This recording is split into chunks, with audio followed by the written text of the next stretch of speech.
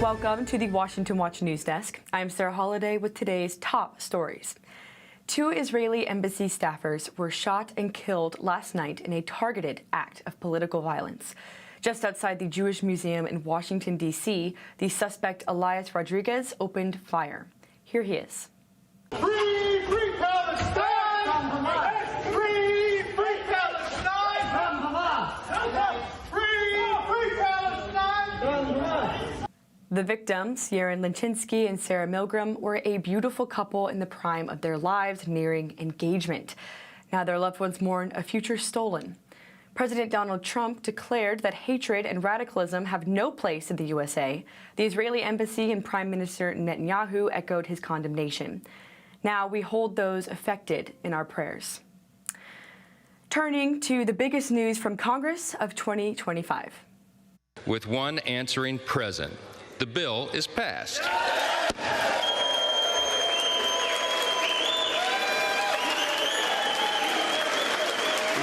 You heard right. The one big, beautiful bill has finally passed. The vote was razor thin, 215 to 214. Speaker Johnson miraculously hit his Memorial Day deadline. The bill locks in Trump's 2017 tax cuts and cuts up to $1.5 trillion in waste, fraud, and abuse. It also defunds hundreds of millions of dollars for big abortion. And it blocks taxpayer funding for gender transition procedures for both minors and adults. This is a big day. We said on the House floor, it's finally morning in America again. The media and the Democrats have consistently dismissed any possibility the House Republicans could get this done. They did not believe that we could succeed in our mission to enact President Trump's America First agenda. But this is a big one, and once again, they have been proven wrong. We look forward to the Senate's timely consideration of this once-in-a-generation legislation. We stand ready to continue our work together to deliver on the one big, beautiful bill, as President Trump named it himself. We're going to send that to his desk. We're going to get it there by Independence Day on July 4th, and we are going to celebrate a new golden age in America. The bill now heads to the Senate, then hopefully President Trump's desk. Next up, a new congressional report has accused the Biden administration of deliberately hiding the deadly side effects of COVID-19 vaccines. Allegedly, Biden officials knew as early as February 2021 that the vaccines were associated with 2 very dangerous inflammations related to the heart. But they chose not to warn Americans. Senator Ron Johnson weighed in during a hearing. So the point I want to make is I think an awful lot of folks are saying that there was not informed consent. I would argue they violated the inviolable principle of informed consent with this COVID injection. I just think that's indisputable. Those doctors aren't the only ones being confronted. Remember when Trump opened the door for asylum for persecuted white South Africans? Well, the South African president denied that persecution was happening right to Trump's face. So Trump made it impossible to hide the facts. Let me see the articles, please, if you would. And turn the lights down. Turn the lights down and just put this on. It's right behind you, Johan. There's nothing this parliament can do. With or without you, people are going to occupy land. We require no permission from you, from the president, from no one. They sat there for several minutes as Trump showed multiple videos of calls for genocide against white farmers. And he wasn't done. Look, these are articles over the last few days. Death of people. Death. Horrible death. Death. I don't know. But you know that to pick anyone, white South Africans are fleeing because of the violence and racist laws. And this is all, I'll give these to you. Maybe South Africa's president will stop denying the race-based persecution. And those are today's headlines. I'm Sarah Holliday. Up next is Washington Watch with Tony Perkins. We're back tomorrow with more stories that matter.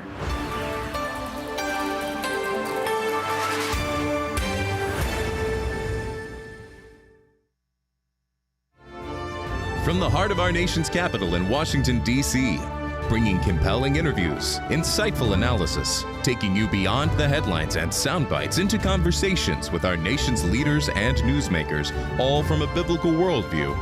Washington Watch with Tony Perkins starts now. The media and the Democrats have consistently dismissed any possibility the House Republicans could get this done. They did not believe that we could succeed in our mission to enact President Trump's America First agenda. But this was a big one, and once again, they have been proven wrong. Today, the House has passed generational, truly nation-shaping legislation. That was House Speaker Mike Johnson early this morning, just moments after the House passed the one big, beautiful bill appropriately by one vote, 215 to 214. Welcome to Washington Watch. I'm your host, Tony Perkins. Thanks for joining us. Family Research Council Action was actively engaged in some of the 11th hour negotiations that helped to get the bill across the finish line. We'll talk about a few of those key changes with Missouri Congressman Burlson, a member of the House Freedom Caucus. And just 5 blocks from FRC headquarters and just steps from the Capitol, evil struck last night.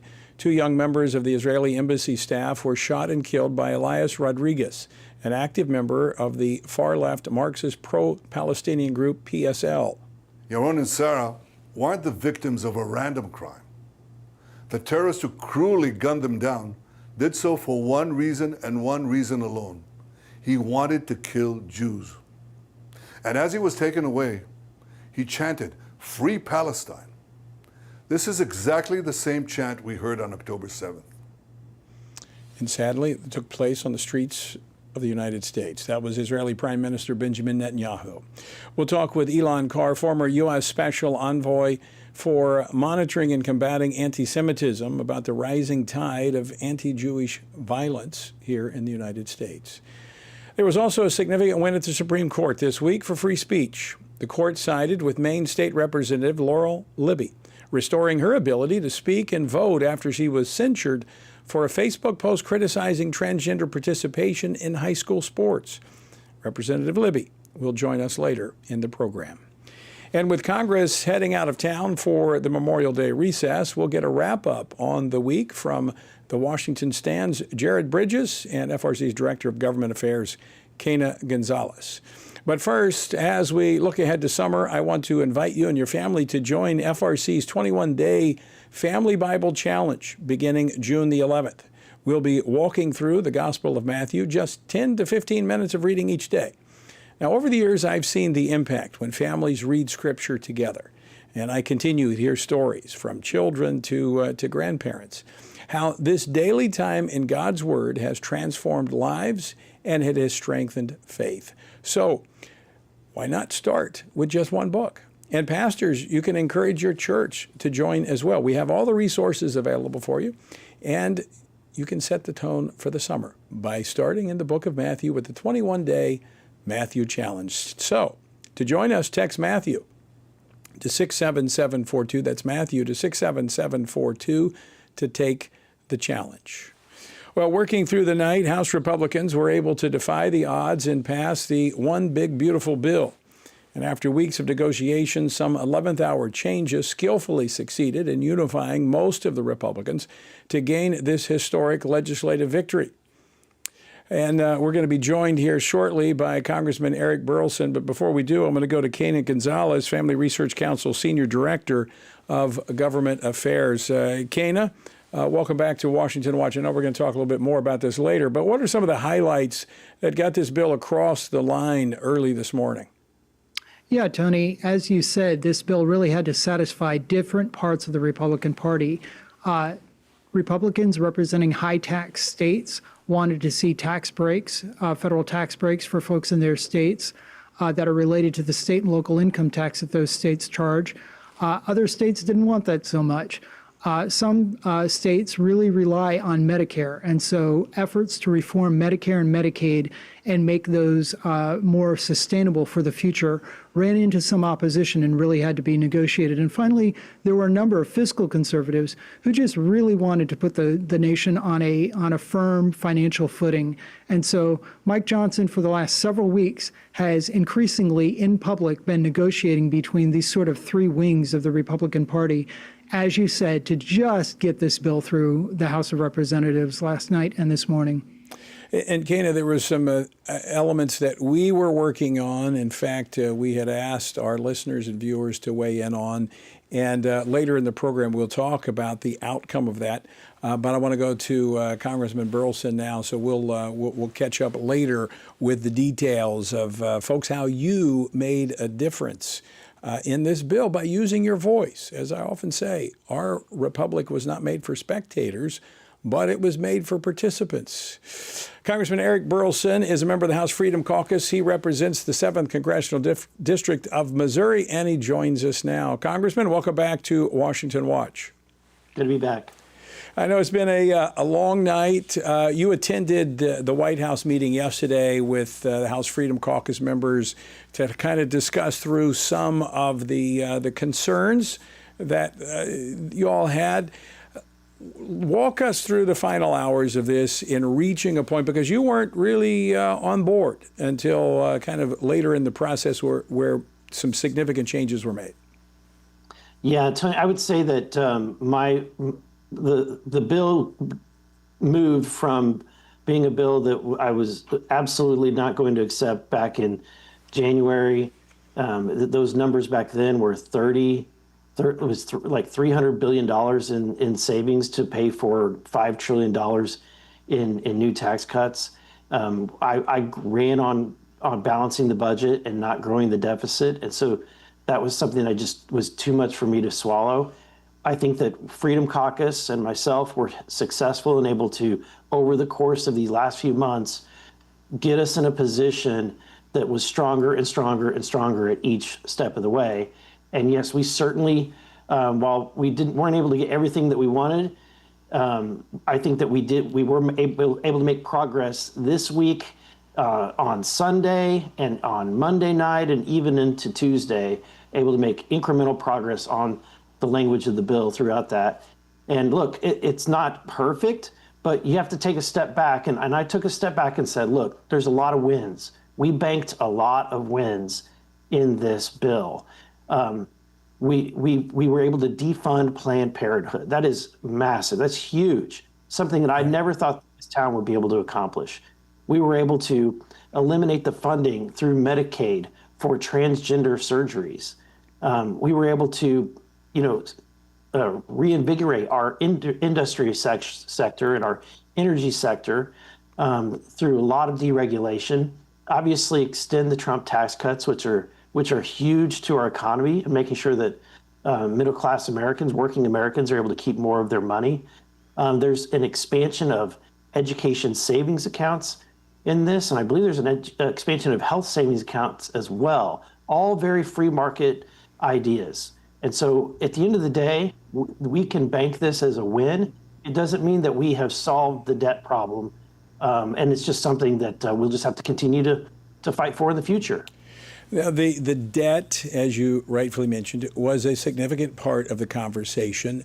A lot of the concern was the savings that this 10-year, and the way that these things are projected, they're done over a 10-year window. All of the savings were pretty much back on the back end. But as a result of the negotiations with the House Freedom Caucus and the Republican leadership in the White House, those were moved up. That was moved up in the manager's amendment in the 11th hour, so that those savings will be realized starting in 2026. That's right. That's very much right. While in fact, this chart was one that we used often, and this was what the CBO had scored. And as you can see, at the beginning years, we were actually increasing the deficits. Only by the latter years were we reducing the deficits. And so this was of grave concern. While the complete 10-year window did meet the framework of what we were requesting, by backloading, and as you know, Tony, this town is known for extending a lot of the things that the industry wants extended. And so, there was another chart that we demonstrated that since 1992, the green energy tax credits have been extended 11 times during that period. And so we just know, as elected officials, we've been there, we've done that. We tried to, and I think successfully, we're able to move a large portion of the savings into the more immediate years. Which is going to realize those savings, because also on when you look at the turnover in Congress, the Congress that voted for this is not going to be here in 10 years.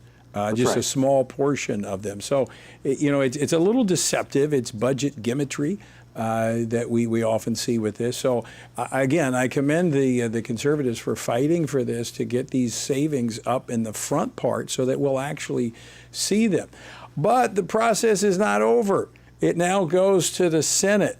So what's the sense of how the Senate will handle this? If history tells us anything, it'll probably get worse. This apple might start to rot. Maybe there may be a worm or a few worms appear. But I do have high hopes. The senators, many of them are talking very positively about taking the cuts that we had made and going further. And I think that the fact that in the course of these last days of negotiations, we had a Moody's downgraded the U.S. bond rating. That's the third credit agency to downgrade our bond rating. And as you know, having a downgraded rating means that every dime that we take out in new debt is going to be at a higher cost to the taxpayer and to our budget. So I think that this is a wake-up call, and I think that the Senate now has the opportunity to reflect on that downgrading and hopefully be able to find more opportunities for savings. I would think that the White House will be leaning pretty heavily on the Senate to get this moving. The Speaker this morning says that he hopes to see this on the President's desk and signed into law by July the 4th, which means that the Senate's going to have to move at an unusual pace because they usually don't get things done very quickly. Yeah, this town, everything moves at a very slow pace. And so, but yeah, I think that they have the time if they really commit to it to be able to accomplish this. All right, Congressman, the Congress is out next week, Memorial Day, or the recess. Congress will be coming back the following week. So what's on tap now? What's Congress going to, it's been consumed with the reconciliation. So what's next on the agenda? Next, we'll be working on the appropriations or the budget for next year. So as you know, our funding deadline ends September 30th. We need to pass a new appropriations bills, the 12 appropriation bills, by September 30th. And that's what we're going to be immediately working on.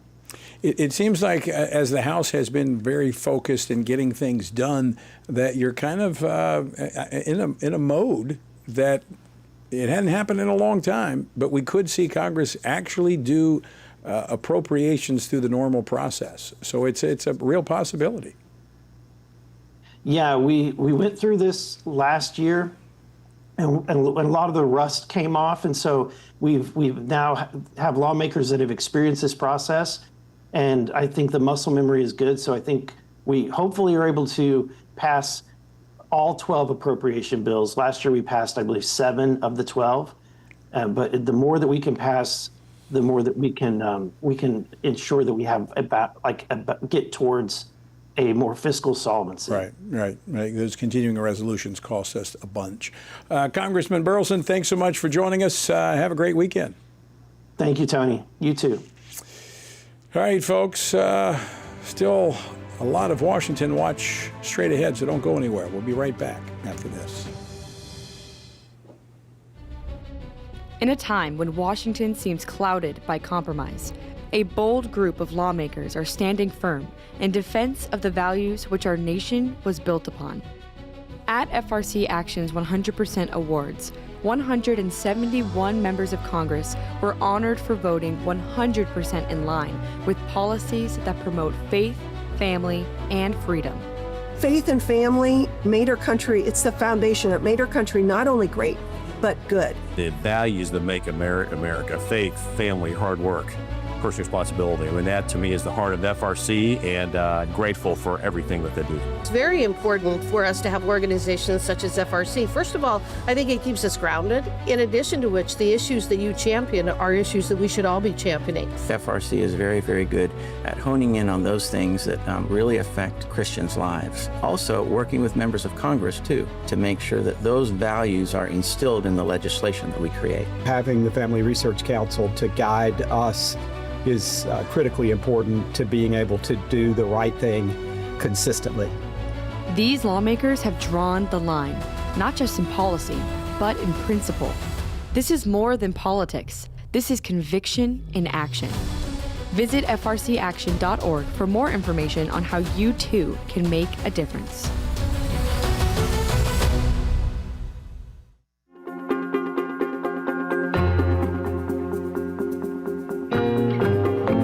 Jennifer, it's so exciting to be here with you today talking about our new book, Embracing God's Design. Who is actually going to benefit from reading this book in your view?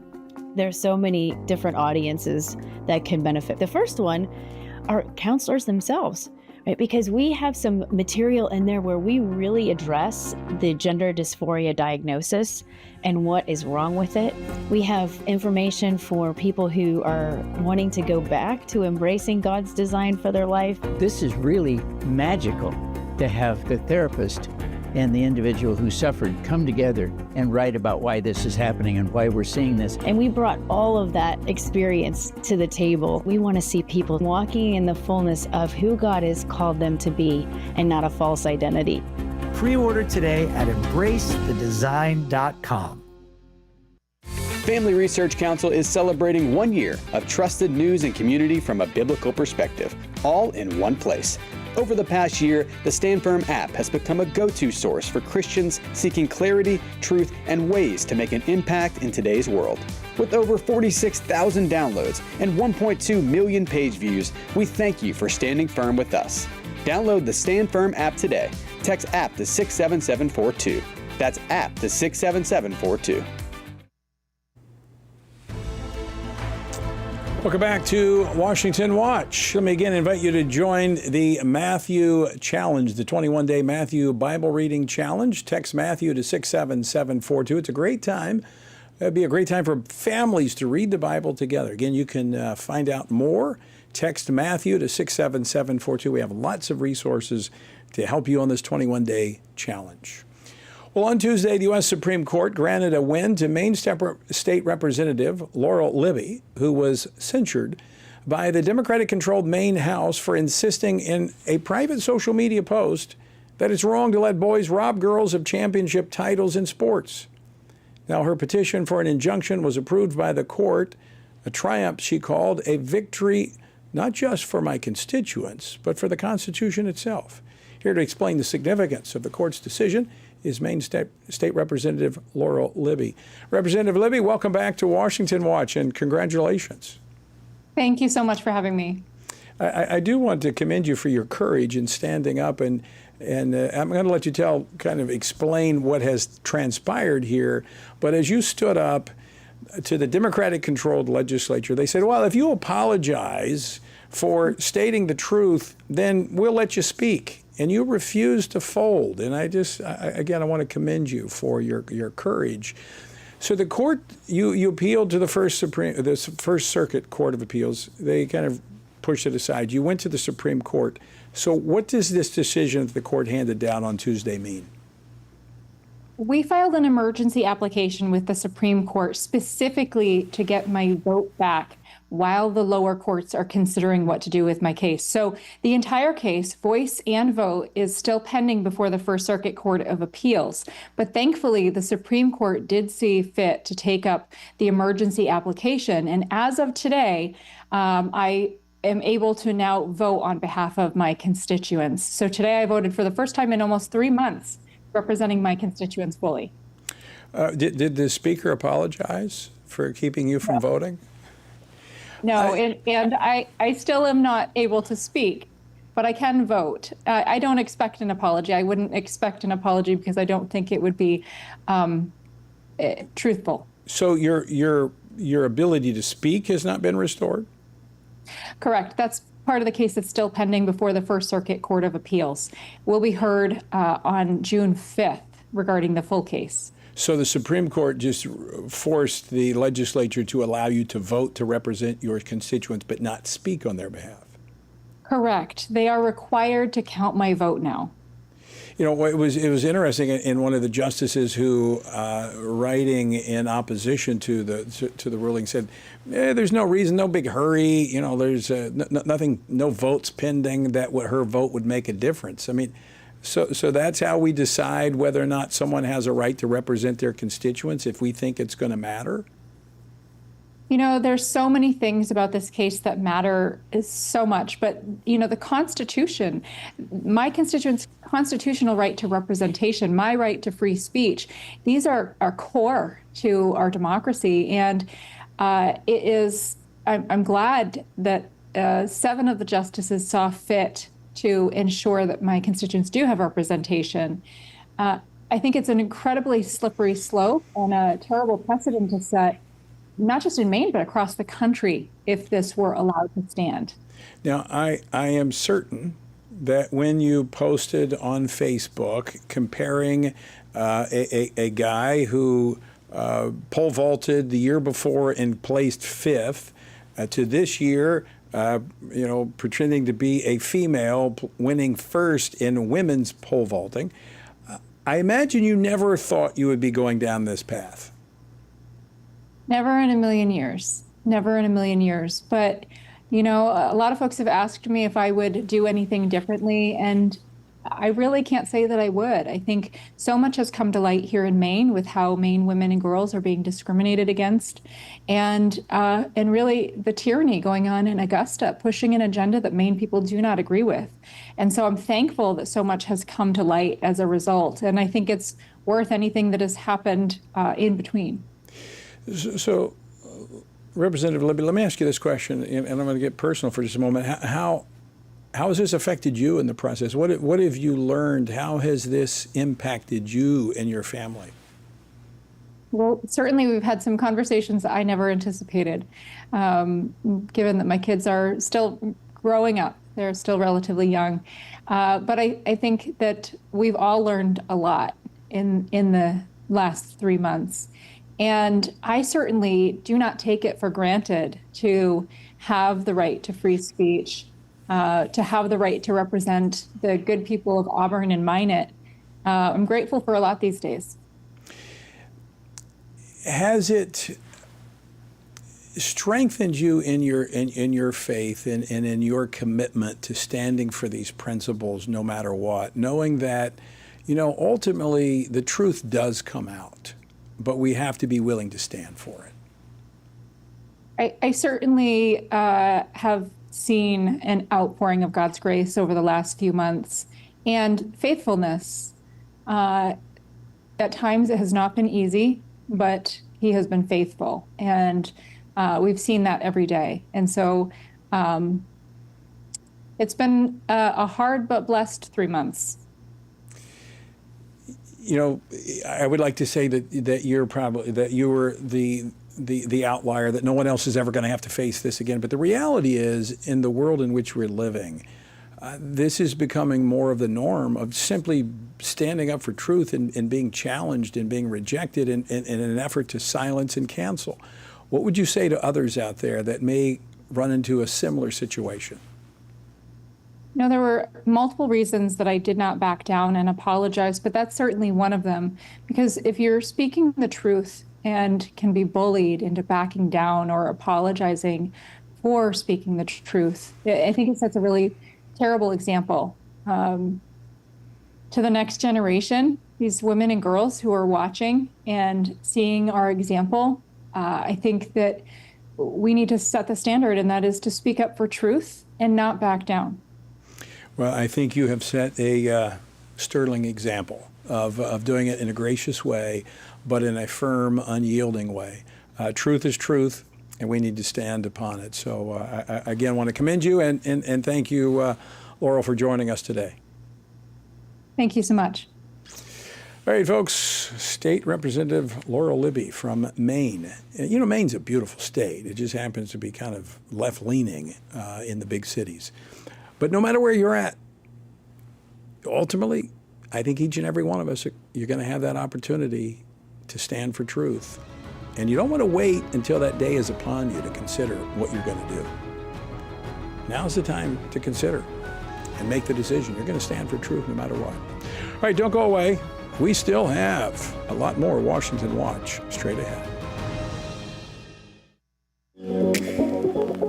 The Center for Biblical Worldview's all-day workshops delves into the formation of a worldview, what it is, how it's formed, when it's formed, what that means to them personally and their churches and communities. My hope for people when they come to these worldview workshops is that they will come away better equipped to engage the people and the ideas that they're living with and around. And our goal is to give people more confidence in the gospel, in the fact that what God said to us actually is true, actually is the path to happiness and human flourishing for all of us, but also more confidence in their ability to have these conversations and help lead other people to the truth. For Bible-believing Christians to know what God's Word says on these issues and to learn how they can apply it to their lives. And we believe that the more Christians that we equip, that's how we'll change the nation. Hey fam, listen, Pastor Sammy here at Lighthouse Church, and I cannot tell you how equipping, how empowering, how incredibly educating this conference has been. And so I just want to encourage anybody that either has not been part of or is thinking about hosting this event, certainly to pastors, leaders, even CEOs for that matter. This conference is lights out. I stand behind it myself. I can't commend it enough. We're going to be talking about this for some time to come. The culture is kind of squeezing in on us as God's people, forcing those of us with biblical views to change those views or to suppress those views. It's forcing us to engage with issues that we've never had to engage with. And so what this teaches us is what those issues are, what the Bible says about those issues, and then how we can critically engage our culture on these things in a way that is committed to biblical principle. Visit frc.org/worldview for more information.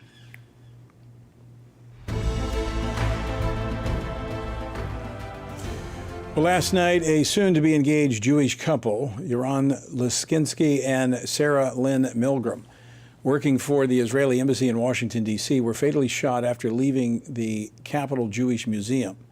The man arrested for shooting the couple, Elias Rodriguez, was heard shouting "Free Palestine" as he was being detained. The attack has left the Jewish community reeling, and it highlights the very real threat that anti-Semitism poses here in our own country and across the world. Here to discuss this, Ilan Carr. He's the CEO of the Israeli American Council and former U.S. Special Envoy to monitor and combat anti-Semitism. Ilan, welcome to Washington Watch. Tony, good to be with you. I wish it were under better circumstances. Last time we were together, I think it was actually at the Capitol for Benjamin Netanyahu and his speech to a joint session of a Congress, a much better occasion. But this is something you and I, in fact, our first meeting, I was chairing the U.S. Commission on International Religious Freedom, a hearing on global anti-Semitism, and you were with the previous Trump administration. You testified.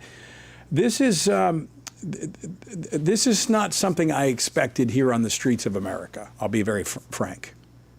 Well, you know, you mentioned the Prime Minister's speech on Capitol Hill. And Tony, you remember well what that was like, right? They had to turn Capitol Hill into a military encampment, basically, and close the entire hill. And then there was tremendous violence. There was vandalism and violence and burning of American and Israeli flags in the street. And so we see, even in our nation's capital, the capital really of the free world, anti-American and anti-Semitic forces running amok. And I think that's the story here. I mean, this is more than just another incident. This is a major watershed moment in this fight we have to fight against Jew hatred.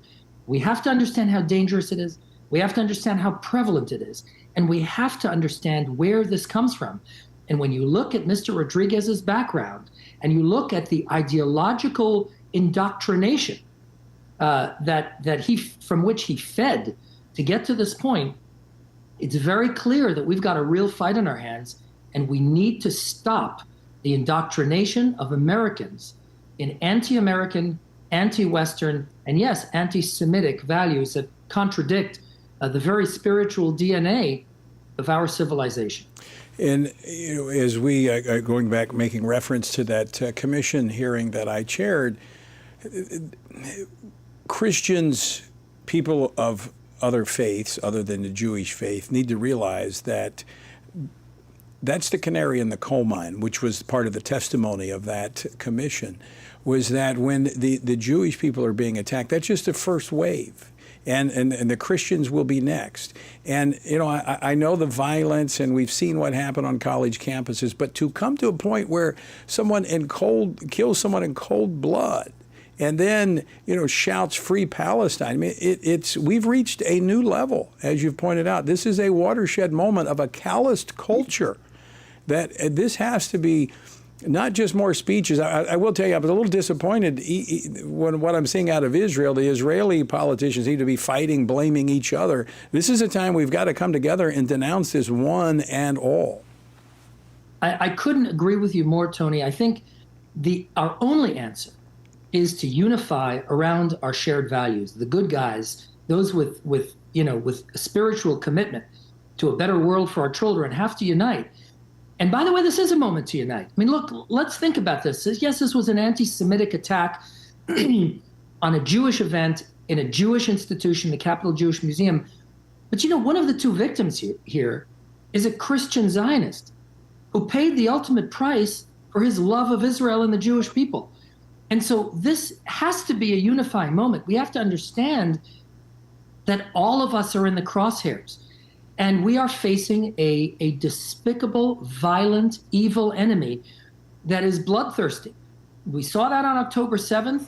We saw that on October 8th, and the global reaction of glee and joy at the murder of 1,200 Jews with medieval barbarity. And we see it today. We see it today in the United States. And that has to be the message here. And another thing, Tony, I want to talk about this Free Palestine. The New York Times, once again, getting it wrong, reported that he was arrested uttering a pro-Palestinian statement. He wasn't uttering a pro-Palestinian statement. Free Palestine, let's be clear, Free Palestine is not a pro-Palestinian statement. It is an anti-Semitic call for genocide against the Jewish people. That's what that is. And we have to understand that when Americans are indoctrinated in anti-Semitic genocidal hate, they are being ruined. A generation of American kids are going to be ruined and raised in a culture of violence and aspiration to jihad, which is what we saw. And so we've got to fight this indoctrination of America's young people. Elon, we need to have a longer conversation about this, because I think what I see anti-Semitism is, at its core, is a hatred of God. And it's been fostered and fomented in this country by pushing God out of our culture and out of our country. And the Jewish people are most closely identified with the Judeo-Christian God. And that's what it is at its core. And we have to come together and stand with one another. And we do. At the Family Research Council, we stand with our friends in the Jewish community and the nation of Israel. Elon, we're out of time, but I do want to get you to come back on. We need to talk more about this and talk about how we address these underlying issues, because we cannot sustain this as a country. Correct. Thank you, Tony. Thank you for your moral leadership. And together we will win. That's the Israeli motto. Biyachad ninatzeach, together we'll win. I believe that. Together we'll win. This is the time to unite and to win. Amen. Elon, great to see you. Folks, stick with us, because we're going to talk more about this and other items taking place this week on Capitol Hill, so don't go away. Family Research Council is committed to advancing faith, family, and freedom from the East Coast to the West. So FRC is going to Southern California for this year's Pray, Vote, Stand Summit, October 17th and 18th at Calvary Chapel, Chino Hills. Join us for this powerful gathering of Christians desiring cultural renewal and spiritual revival. The Pray, Vote, Stand Summit brings together Christian leaders, issue experts, and government officials for a time of prayer, inspiration, and action. Together, we will seek God's guidance for our nation and engage in meaningful discussions on the intersection of faith, government, and culture. If the spiritual foundations and the cultural walls of our nation are to be rebuilt, we all have a role to play. May we each find our place on the wall as we build for biblical truth. Register now at prayvotestand.org. That's prayvotestand.org. What is God's role in government? What does the separation of church and state really mean? And how does morality shape a nation? President John Adams said our Constitution was made only for moral and religious people. It is wholly inadequate to the government of any other. Join Family Research Council for God and Government, a powerful 13-part series that equips you with biblical truth to engage in today's most pressing debates. From the 10 Commandments in classrooms to the immigration crisis of America, we'll uncover the foundations of our nation's history and why it's relevant for today. Defend God's plan for government, because faith and freedom were never meant to be separate.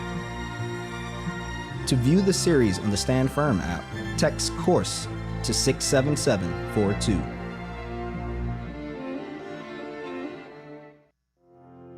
How should Christians think about the thorny issues shaping our culture? How should Christians address deceitful ideas like transgenderism, critical theory, or assisted suicide? How can Christians navigate raising children in a broken culture, the war on gender roles, or rebuilding our once great nation? Outstanding is a podcast from the Washington Stand dedicated to these critical conversations.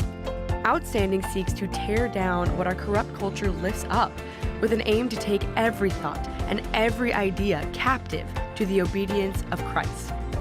Whether policies or partisan politics, whether conflict in America or conflict abroad, join us and our guests as we examine the headlines through the lens of Scripture and explore how Christians can faithfully exalt Christ in all of life. Follow Outstanding on your favorite podcast app and look for new episodes each week.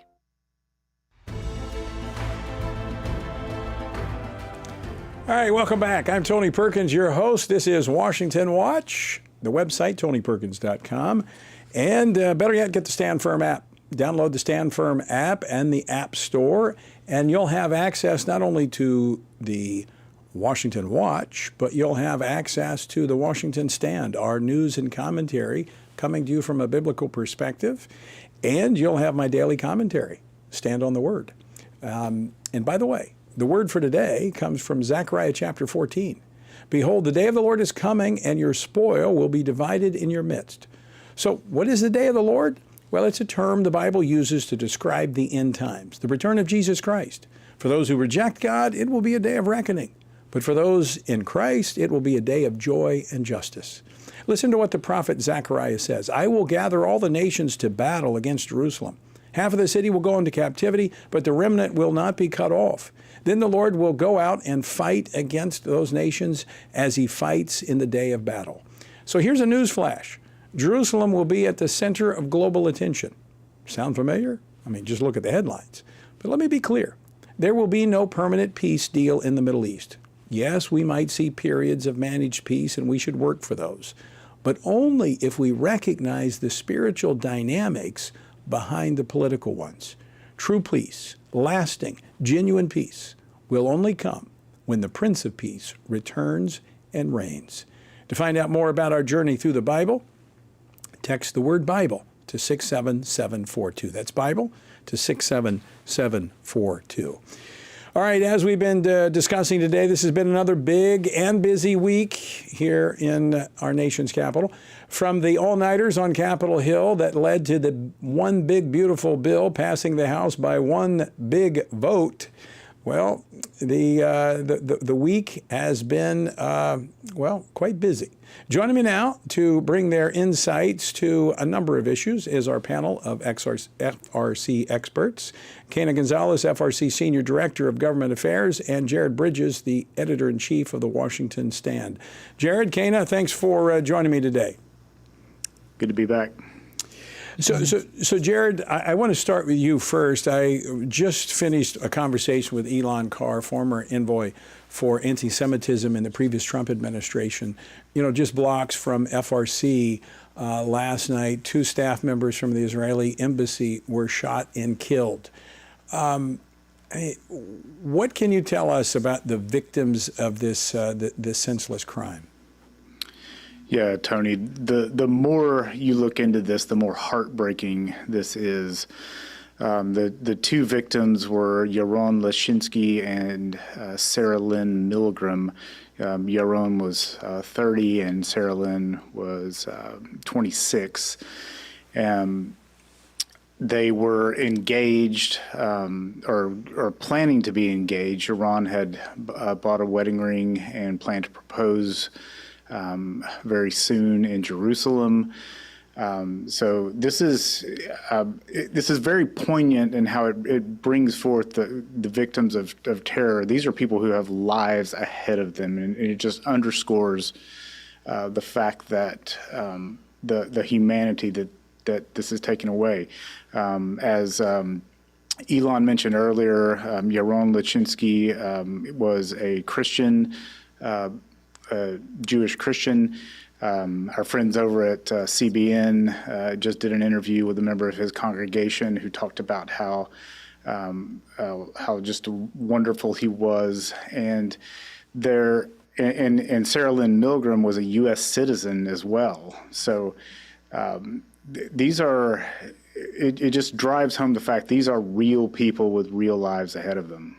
Was there any evidence yet to suggest that they specifically were targeted, or were they just shot because they were coming out of this Jewish museum? Yeah, I think that's going to be determined. Right now, the charges on Elias Rodriguez, he was charged just this afternoon, about an hour ago. He was charged with murder of foreign officials, causing the death of a person through the use of a firearm, the discharge of a firearm during a crime of violence, and 2 counts of first-degree murder. So those are the initial charges, and I think as more comes to light, they'll put on. But the fact remains is, one, it was at the Capitol Jewish Museum, and they were Israeli embassy officials, and the attacker yelled "Free Palestine" after he. I would have to think that this is ultimately going to be a case of terrorism, domestic terrorism. It would have to be. I wouldn't be surprised.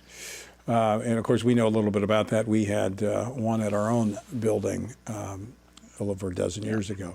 All right, Kana, I want to go to you because you're kind of been in the spotlight of what's been happening in our nation's capital this week. You've spent a lot of time in congressional offices in recent weeks leading up to the vote that took place early this morning.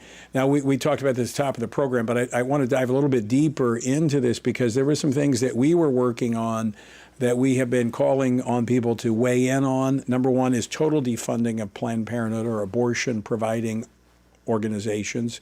That happened. We also wanted to see the defunding of any type of government dollars, taxpayer money, going to transgender procedures. That was not in there until the final hours of the bill last night. So what can you tell us about the final posture of the bill? Oh, Tony, it's always great to nerd out and tell people what's been going on in Washington for months. FRC has been advocating, as you said, to defund gender transition procedures and defund large abortion providers. And really, when we say defund, it's not about taking money away from them. It's about removing taxpayer liability to pay them. Abortion providers like Planned Parenthood receive hundreds of millions of dollars a year from the taxpayers. And this is abhorrent for those of us who are pro-life because their main business is abortion. And so it's been vitally important that this Republican Congress, that this Republican and pro-life administration and Congress working together remove taxpayer funding from abortion providers and remove taxpayer funding from gender transition procedures, which we know, and let they me put study a number just out on from that. Let me put a number on that just so people know what we're talking about here. Last year, $800 million is what Planned Parenthood, just Planned Parenthood, that's not other organizations, that's just Planned Parenthood. So that's a lot of dollars. Yes, and last year, by the way, Planned Parenthood's political arm spent almost $80 million against President Trump. So it's a very politicized and very abortion-focused organization. It really does not deserve taxpayer funding.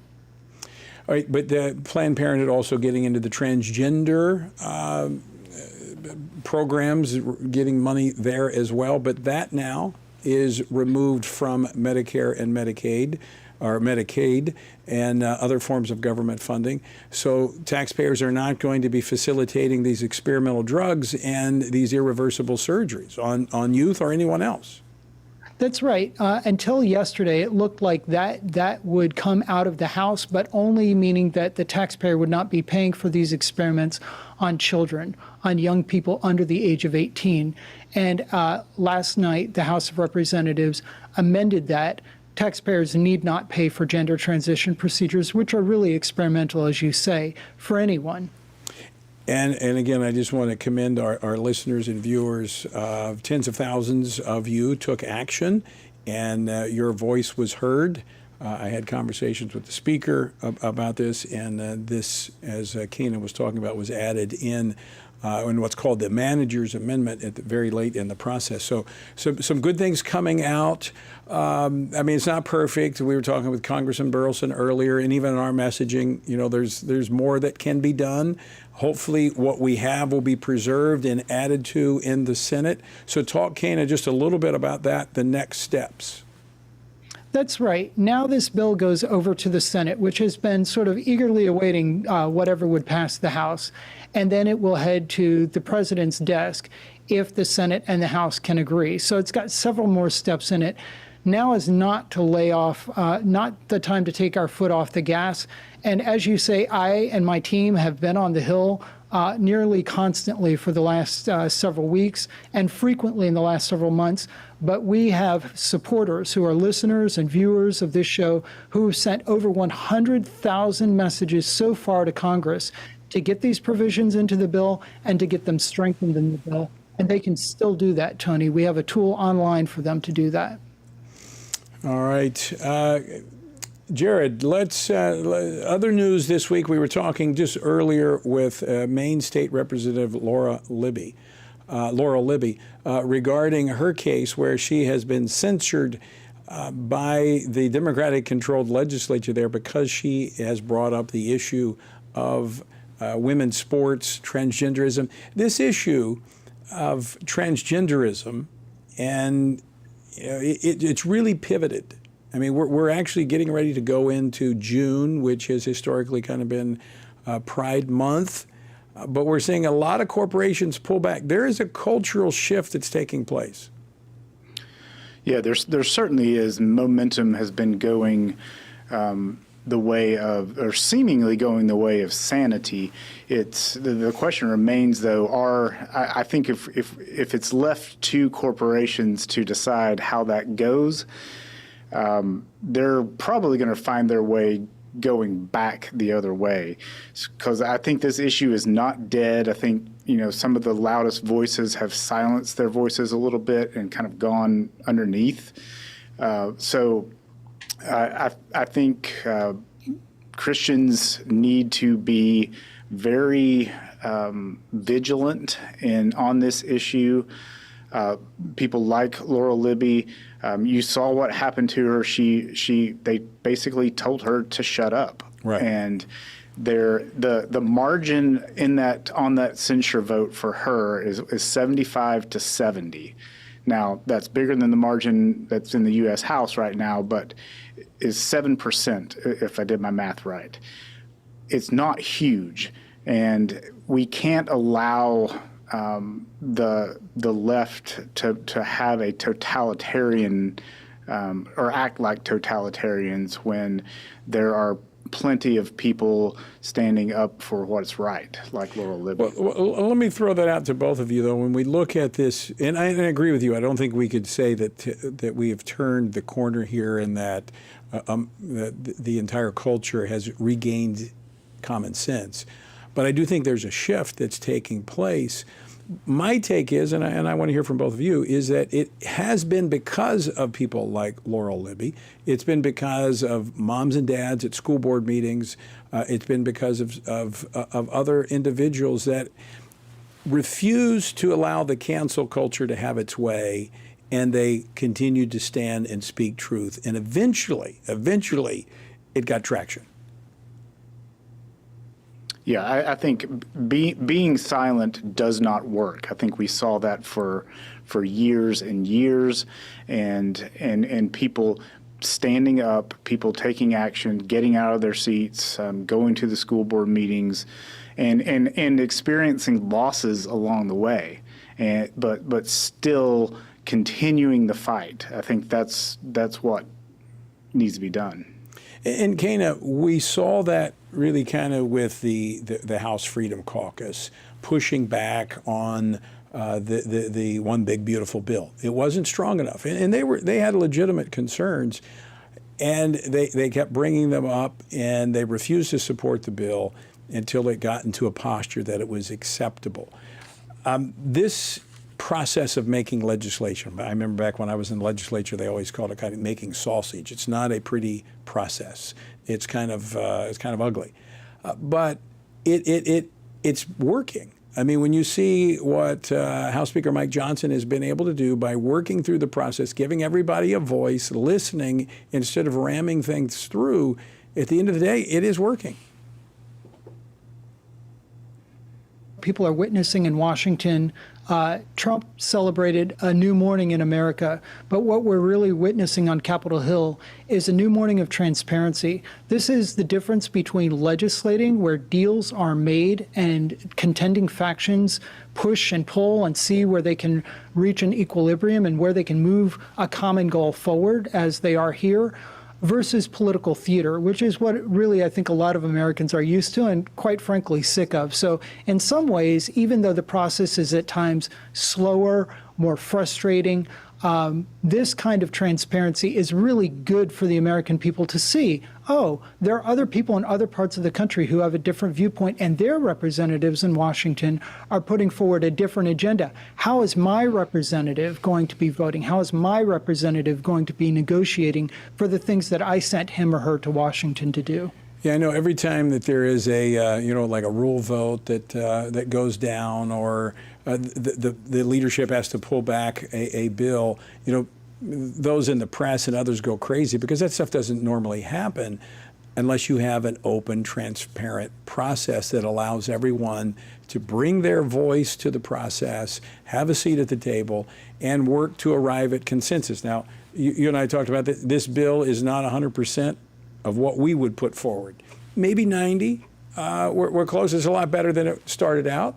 But that's the process. And I just think we need to be prayerful going into this process, but also realize that, gains are being made along the way. Yeah, real gains, solid gains, Tony, and gains that are honest and not political theater. It's really important. And folks that are listening and watching can still weigh in by going to frcaction.org/defund and help us continue to hammer that message to the House. Has now passed it. Now it's going to the Senate. Your senators need to hear from you. And by the way, while you're there, you can see how your House member voted. All right, Candy, you get the last word. And Jared, thanks for joining us. Folks, I want to thank you for joining us as well. And I'm going to leave you with the word from the Apostle Paul, where he says, when you've done everything you can do, when you've prayed, when you've prepared, and when you have taken your stand, by all means, just keep standing. Washington Watch with Tony Perkins is brought to you by Family Research Council and is entirely listener supported. Portions of the show discussing candidates are brought to you by Family Research Council Action. For more information on anything you heard today, or to find out how you can partner with us in our ongoing efforts to promote faith, family, and freedom, visit TonyPerkins.com.